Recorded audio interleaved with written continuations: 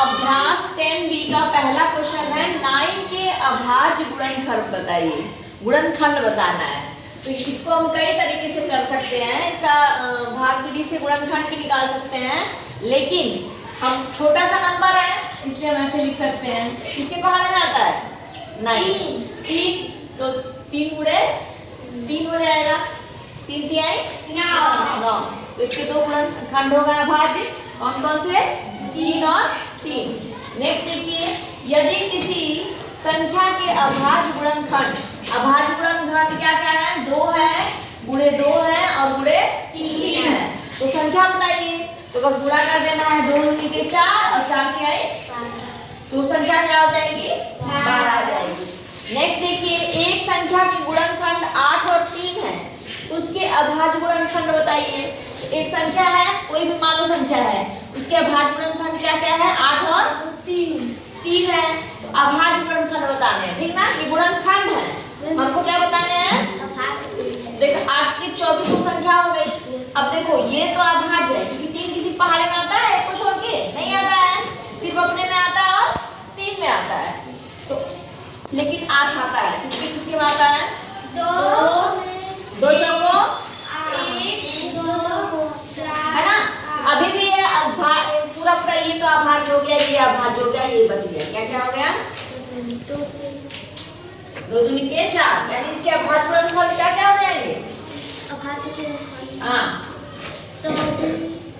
अभाज्य गुणनखंड बराबर हो जाएगा 2 गुणे 2 गुणे 2 गुणे 3। अब देखिए संख्या आ जानी चाहिए। 2 दूनी के 4, 4 दूनी के 8, 8 त्रिक 24। तो ये इसका हो गया आंसर। नेक्स्ट क्वेश्चन देखिए, क्वेश्चन नंबर 4 है। यहाँ 60 के 2 भिन्न गुणनखंड वृक्ष दिए हुए हैं। ये है गुणनखंड वृक्ष। वृक्ष कब बनेगा? जब क्या करेंगे? तोड़ भी जाएंगे, तब तक गुणनखंड करेंगे जब तक पूरा अभाज्य ना आ जाए।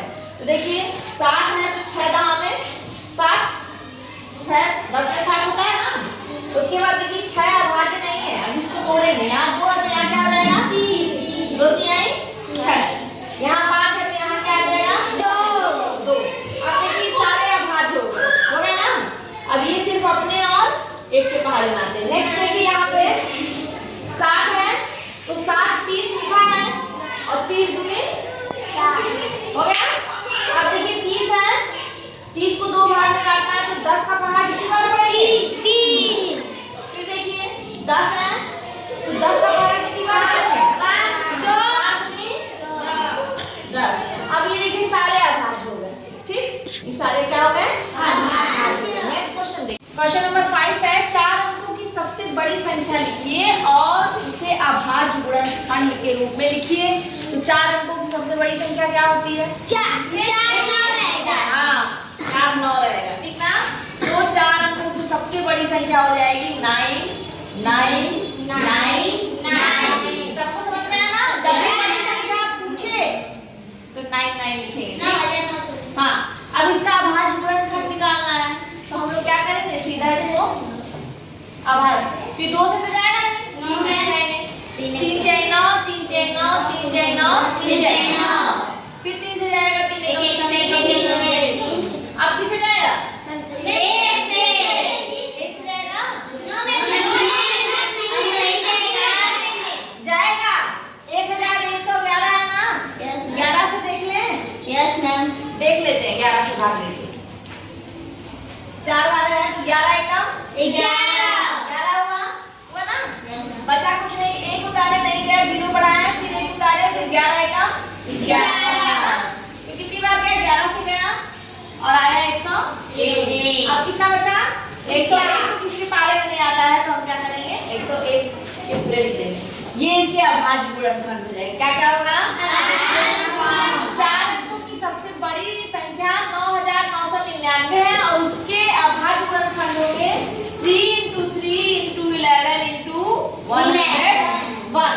ये इसके अभाज्य गुणनखंड हो जाएंगे। नेक्स्ट देखिए 5 अंकों की सबसे छोटी संख्या लिखिए और उसे अभाज्य गुणनखंड के रूप में कीजिए। तो सबसे छोटी संख्या आप लोग जानते हैं? यस मैम, क्या हो जाएगा? 4 रहेगा। Very good. तो देखिए 1 2 3 4 5 हो गए ना। बढ़ाती जाइए। 3 अंक है तो 5 अंकों की सबसे छोटी संख्या हो गई। अब कह रहा है अभाज्य गुणनखंड लिखिए, तो ये किससे कटेगा? 2 से काट देते हैं, 2 बचे 10 हुआ और 3 जीरो बढ़ा दिए। फिर देखिए, फिर 2 से काटे कितनी बार जाएगा? 2 दूनी के 4 है ना, 1 बचा 2 बचे 10 0 0। फिर देखिए अब 5 से ले जाते हैं, 2 से फिर से काटे, 2 से काटे कितनी बार जाएगा? 2 एकम 2, 2 दूनी के 1 बचा 2 बचे 10 0 के 0। फिर 2 से काटते हैं, कटेगा ना? बोली कितनी बार? 2 छक 12, 2 दूनी के 4, 1 बचा 2 बचे 10। अब इसके किनारे 5 आ गया, इकाई का अंक 5 है तो ये 2 से नहीं कटेगा, किसी से काट दे, 5 से काट देते हैं। 5 एकम 5, 5 दूनी 10, ये बचा है ना, 1 बचा और फिर 2 उतारे तो 5 दूनी 10। तो फिर नीचे कितना बचा? 2 4 5 बचे 25। 5 से काटते हैं, 5 दूनी 10, 5 बचे 25। फिर 5 से काटेंगे, 5 बचे 25 और 5 एकम 5। तो ये इसके अभाज्य गुणनखंड हो गए। तो 5 अंकों की जो सबसे छोटी संख्या है वो क्या हो जाएगी? 10,000। ठीक, अब इसके अभाज्य गुणनखंड क्या क्या हो जाएंगे? कितनी बार दो? 1 2 3 4 बार दो है और 4 बार ही 5 है, तो 2 गुणे 2 गुणे 2 गुणे 2 गुणे 5 गुणे 5 गुणे 5 गुणे 5। ये इसके अभाज्य गुणनखंड हो गए। नेक्स्ट क्वेश्चन देखते हैं। 1728 के अभाज्य गुणनखंड भाग डी द्वारा निकालना है, तो हम सीधे क्या करेंगे? भाग डी द्वारा ऐसे। ध्यान दीजिए, 2 से जाएगा क्योंकि इकाई का अंक सम संख्या में है, तो 2 8 16, 1 बचा ना, 2 6 12, 2 चौको 8। फिर 2 से जाएगा, 2 चौको 8, 2 3 6, 2 दूनी के 4। फिर 2 से जाएगा, 2 दूनी के 4, 2 एकम 2, 1 बचा 2 6 12। फिर 2 से जाएगा, 2 एकम 2 और 2 8 16। फिर 2 से जाएगा, 2 5 10 और 2 चौको 8। फिर 2 से जाएगा, कितनी बार जाएगा? 2 दूनी के 4 और 2 7 14। अब 3 से जाएगा, 3 9 27। फिर 3 के 9 और 3 एकम 3। फिर इसके अभाज्य गुणन क्या होगा? 2 गुणे 2 गुणे 2। कितनी बार है? 1 2 3 4 5 6, 6 बार 2, 1 2 3 4 5 6 बार 2 और 3 बार 3। ये हो गया इसके अभाज्य गुणनखंड। नेक्स्ट देखिए, यहाँ पे 3 है। नेक्स्ट देखिए, अभाज्य गुणनखंड ज्ञात कीजिए। इसके किसके? 112 के। झट से वही नाम करेंगे, 112 लिखे। फिर 2 बचे 1 बचा 2 6 12। फिर 2 से गया, 2 दूनी के 4, 2 8 16। फिर 2 से गया, 2 एकम 2, 2 चौको 8। फिर 2 7 14, फिर 7 एकम 7। तो ये सारे क्या हो गए? अभाज्य गुणनखंड हो गए। फिर 120 का निकालेंगे। देखिए, 2 4 12 0 0, 2 3 और 0 की 0। फिर 15 आएगा, फिर 3 बचे 15 और 5 एकम 5। ये सारे क्या हो गए? अभाज्य गुणनखंड हो गए। नेक्स्ट देखिए, 135 का है। तो अगर 3 से जाए, 2 से तो नहीं जाएगा क्योंकि इकाई का अंक सम संख्या में नहीं है, तो हम क्या करेंगे? 3 से ले जाएंगे। 3 से करके देखेंगे तो 5 3 8 1 9, यानी 3 से कट जाएगा, तो 3 चौक 12। कितना बचा? 1 बचा, 3 बचे 15। ये भी चला जाएगा, 3 से 3 एकम 3 और 3 बचे 15, 3 बचे 15, 5 एकम 5। तो इसके अभाज्य गुणनखंड ये हो गए। नेक्स्ट देखिए, 140 है। 2 से ले जाएंगे, 2 7 14 0 0। फिर 2 से 2 3 6, 2 बचे 10।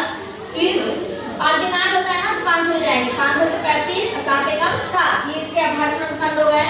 150 के देखिए, 150 के देखिए, 2 से जाएगा कितनी बार? 7 बार। फिर 5, फिर किससे जाएगा? 7 5 7 5 13, यानी 5 हो जाएगा क्योंकि 3 से नहीं जाता है। तो 5 एकम 5, कितना बचा? 2 5 बचे 25। फिर किससे जाएगा? 3 से जा सकता है ना, 3 बचे 15 और 5 एकम 5। ये हो गया। फिर है 1228। अब इसको 2 से ले जाते हैं, दिख रहा है ना अच्छे से? Yes ma'am. देखिए 2 से ले जाते हैं, 2 छक 12, 2 एकम 2, 2 चौको 8, फिर 2 से ले जाएंगे, 2 3 6, 1 उतारा नहीं गया, 2 सत्ते 14। अब ये किसे जाएगा? ये 2 2 से कट गया, अब 307 किसी के पढ़ाई में नहीं आ रहा है तो 307 ही हो जाएगा, 307 एकम 7, तो ये इसके हो जाएंगे अभाज्य गुणन। नेक्स्ट 9वां सवाल है 80 और 90 के बीच अभाज्य संख्याएं लिखिए। अभाज्य मतलब जो 1 से और स्वयं से विभाजित हो। तो देखिए 81 जो है किससे किससे विभाजित होगा? 1 से होगा, 9 से होगा और 81 से होगा। इसके 3 क्या हो गए? अपवर्तक हो गए। और अभाज्य संख्याओं के सिर्फ 2 अपवर्तक होते हैं, तो ये दोनों अभाज्य नहीं है। 81 इसमें क्या अभाज्य है? इसमें भी देखिए, इसमें भी 81 है, तो ये भी नहीं आंसर होगा। फिर इसमें देखिए 87 87 29 से चला जाता है, 29 भी आएंगे, तो यानी कि 1 से भी होगा, 29 से भी होगा, 3 से भी होगा और 87 से भी। इसके कई हो गए अपवर्तक, सिर्फ 2 अपवर्तक चाहिए। 83 देखिए अभाज्य है, इसके सिर्फ 1 और 83 से मिल जाएगा। और 89 भी क्या है? अभाज्य है, ये भी 1 और। तो अभाज्य संख्या वे संख्याएं होती हैं जो 1 से और स्वयं से पूरी पूरी विभाजित हो जाती है या फिर जिनके 2 अपवर्तक होते हैं। तो इसका आंसर हो जाएगा चौथा। नेक्स्ट देखिए, रिक्त स्थानों की पूर्ति कीजिए। वे संख्याएं जिनके 2 या 2 से अधिक अपवर्तक होते हैं, यानी 2 नहीं होगा, 2 से अधिक अपवर्तक होते हैं, कहलाती है भाज्य। अभी बताया ना, जिसके सिर्फ 2 अपवर्तक होंगे क्या कहलाएंगी? अभाज्य। और जिसके 2 से अधिक होंगे उनको क्या कहेंगे? भाज्य। 2 संख्याएं जिनके 1 और स्वयं अपवर्तक हो, 1 और स्वयं से विभाजित हो, वो संख्याएं क्या कहलाएंगी? अभाज्य। क्या कहलाएंगी? अभाज्य। ठीक ना, यहाँ छूट गया है। वे संख्याएं जिनके 1 और स्वयं से विभाजित हो, जो 1 और स्वयं से ही विभाजित हो, वह संख्याएं कहलाती हैं अभाज्य संख्या। नेक्स्ट देखिए, 1 ना तो भाज्य है और ना ही अभाज्य, क्योंकि 1 के सिर्फ क्या होते हैं? 1 अपवर्तक होता है, 2 अपवर्तक नहीं होते, तो ना भाज्य है ना ही अभाज्य। अभाज्य होने के लिए 2 अपवर्तक चाहिए और भाज्य होने के लिए 2 से अधिक। तो ये ना एक भाज्य और ना ही अभाज्य। एक संख्या के अपवर्तक 7, 14, 21 और 24 है, तो वो संख्या क्या हो जाएगी? 7 हो जाएगी। क्या हो जाएगी? 7। तो वो संख्या हो जाएगी, क्योंकि साम के अपवर्तक 7, 14, 21, 7 का पारा लिखा हुआ है ना, तो ये इसके अपवर्त है। क्या है? अपवर्त। तो इसके हैं 7 के। ये कंप्लीट हुआ।